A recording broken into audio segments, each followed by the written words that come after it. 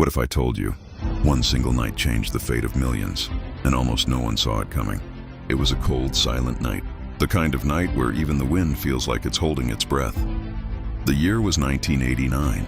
In a divided city, two worlds stood face to face, separated not just by ideology, but by a wall.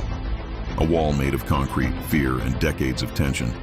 Families were split, friends became strangers. Dreams were crushed beneath watchtowers and barbed wire. This was Berlin, and that wall, it wasn't just a structure. It was a symbol of a broken world.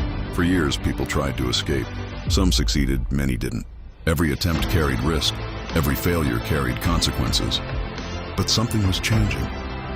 Whispers of freedom began spreading through the streets. Protests grew louder. People were no longer afraid. And then came that night. A government official stepped up to a microphone. No grand speech, no dramatic warning, just a simple, confusing announcement.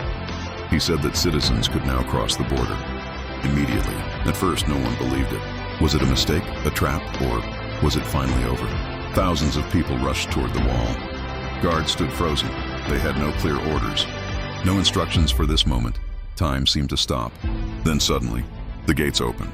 No gunshots, no resistance, just silence, followed by something the world hadn't seen in decades. Hope. People climbed the wall. They laughed, cried, hugged strangers. Some brought hammers, breaking pieces of the wall apart, not out of anger, but out of freedom. That night, history didn't just change, it shattered.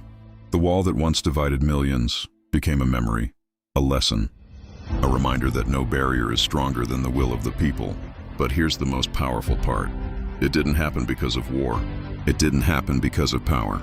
It happened because ordinary people refused to stay silent. So next time you think one voice doesn't matter, remember that night. Because sometimes, all it takes is one moment to change the world forever. If this story gave you chills, hit subscribe.